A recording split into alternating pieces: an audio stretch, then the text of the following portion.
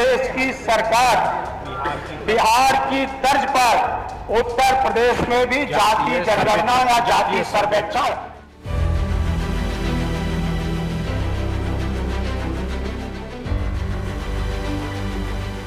क्या यूपी में जातिगत जनगणना होगी? जातीय जनगणना को लेकर योगी सरकार का स्टैंड है क्या? इन सवालों का जवाब जानना तो हर कोई चाहता है, लेकिन विरोधी पार्टियां इसे लेकर काफी मुखर हैं। यूपी में खासकर सपा, जो कि जाति जनगणना को लेकर डबल इंजन की सरकार पर दबाव बना रही है। अखिलेश यादव की पार्टी लगातार इसे लेकर पूरा जोर लगा रही है। एक बार फिर ये मुद्दा यूपी विधानसभा के शीतकालीन सत्र के तीसरे दिन उठा। शुरुआत सपा विधायक संग्राम सिंह यादव ने की। उन्होंने इस मुद्दे को लेकर सदन में संग्राम छेड़ दिया।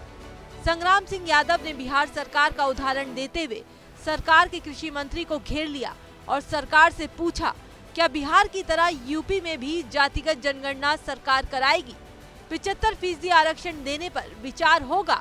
संग्राम सिंह यादव ने जातीय जनगणना को लेकर और क्या कुछ कहा, आप खुद सुनिए। मैंने पिछले भी सत्र में इस बात का उल्लेख किया था कि जाति आधारित जनगणना कराई जाए, लेकिन उस दौर में शासन की तरफ से आदरणीय शाही जी ने जवाब दिया था कि यह भारत सरकार का काम है।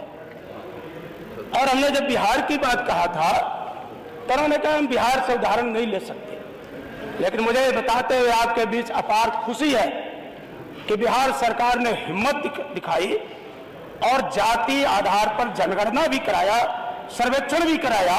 उत्तर प्रदेश की सरकार बिहार की तर्ज पर उत्तर प्रदेश में भी जाति जनगणना या जाति सर्वेक्षण।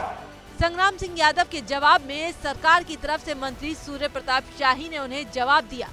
कहा कि लालजी वर्मा जी जानते हैं कि बिहार में जातीय जनगणना नहीं हुई है। शाही ने आरोप लगाया कि सपा की संविधान में आस्था नहीं है। ना तो डॉक्टर राम मनोहर लोहिया, ना डॉक्टर भीमराव अंबेडकर पर आपका भरोसा है। इन दोनों ने कभी भी जाति की बात नहीं की। तो लालजी वर्मा जी जानते हैं कि बिहार में जाति जनगणना नहीं हुई है और इसीलिए उन्होंने आगे से ये बात बताई कि आप जाति जनगणना की बात न करो।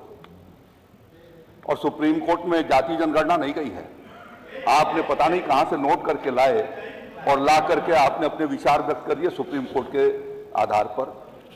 भारत में भारतीय संविधान लागू है, यद्यपि आपका संविधान में कभी भरोसा नहीं रहा है।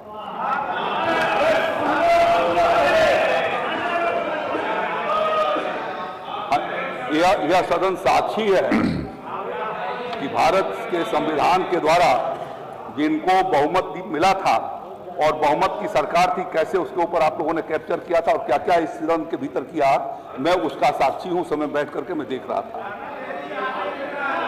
और इसलिए कितनी आस्था है आपकी भारत के संविधान में मैं जानता हूं। मुझे ये लगता है कि आपका न तो डॉक्टर राम मनोहर लोहिया जी के ऊपर भरोसा है, न आपको भारत रत्न भीमराव अंबेडकर जी के ऊपर भरोसा है। इन दोनों ने कभी जात की बात नहीं की है। शाही के जवाब से असंतुष्ट सपा विधायकों ने सदन के अंदर जमकर हंगामा किया और कार्रवाई को बीच में ही छोड़कर चले गए। सरकार के जवाब से तो साफ लगता है कि फिलहाल तो यूपी में जातिगत जनगणना होने के कोई आसार नहीं है। अब देखना ये है कि इस मुद्दे के बहाने वार पलटवार का ये दौर किस हद तक आगे बढ़ता है।